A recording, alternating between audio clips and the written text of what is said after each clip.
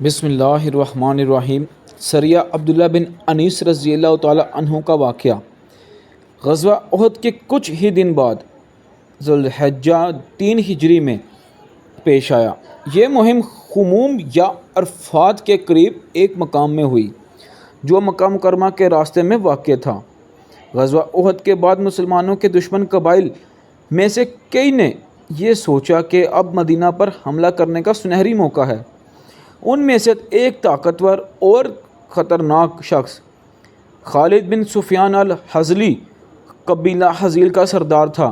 رسول اللہ صلی اللہ علیہ وسلم کو اطلاع ملی کہ خالد بن سفیان ایک بڑا لشکر جمع کر رہا ہے اور قریش کے ساتھ مل کر مدینہ پر حملے کا ارادہ رکھتا ہے۔ یہ اطلاع مسلمانوں کے لیے نہایت تشویشناک تھی۔ رسول اللہ صلی اللہ علیہ وسلم نے فیصلہ فرمایا کہ اس فتنے کو جڑ سے ختم کر دینا چاہیے۔ چنانچہ آپ صلی اللہ علیہ وسلم نے اپنے جان نثار صحابی حضرت عبداللہ بن انیس رضی اللہ تعالیٰ عنہ کو بلایا اور فرمایا، تم جاؤ اور خالد بن سفیان کو قتل کر دو، وہ مدینہ پر حملے کے ارادے سے لشکر جمع کر رہا ہے۔ حضرت عبداللہ بن انیس رضی اللہ تعالیٰ عنہ کی بہادری۔ حضرت عبداللہ رضی اللہ تعالیٰ عنہ نے عرض کیا، یا رسول اللہ، میں کہاں اسے تلاش کروں گا؟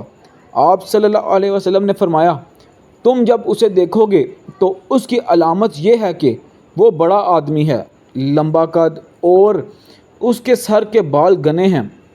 حضرت عبداللہ بن انیس رضی اللہ تعالیٰ عنہ روانہ ہوئے۔ راستے میں انہوں نے اپنے سامان کے طور پر ایک لاٹھی اور تلوار ساتھ رکھی تاکہ دشمن کو شبہ نہ ہو۔ چند دنوں کے سفر کے بعد وہ خموم پہنچے، جہاں خالد بن سفیان اپنے ساتھیوں کو جنگ کی تیاری پر اکسا رہا تھا۔ حضرت عبداللہ رضی اللہ تعالیٰ عنہ قریب گئے اور ظاہر کیا جیسے وہ بھی اس کی مدد کے لیے آیا ہے۔ کچھ دیر بات چیت کے بعد جیسے ہی موقع ملا، حضرت عبداللہ رضی اللہ تعالیٰ عنہ نے تلوار کا وار کیا اور خالد بن سفیان کو ختم کر دیا۔ مدینہ واپسی۔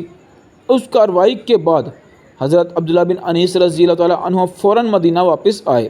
جب وہ رسول اللہ صلی اللہ علیہ وسلم کی خدمت میں حاضر ہوئے تو آپ صلی اللہ علیہ وسلم خوش ہو گئے اور فرمایا، یہ وہ چہرہ ہے جسے اللہ اور اس کا رسول خوش دیکھنا چاہتے ہیں۔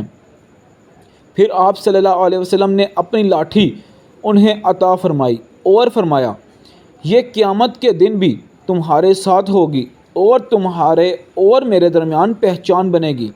حضرت عبداللہ بن انیس رضی اللہ تعالیٰ عنہ نے وہ لاٹھی اپنی زندگی بھر سنبھال کر رکھی اور وصیت کی کہ انہیں اسی لاٹھی کے ساتھ دفن کیا جائے۔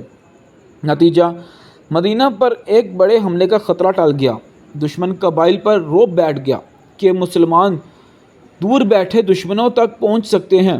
حضرت عبداللہ بن انیس رضی اللہ تعالیٰ عنہ کا نام تاریخ میں ایک نہایت جرئی و بہادر صحابی کے طور پر یادگار ہو گیا۔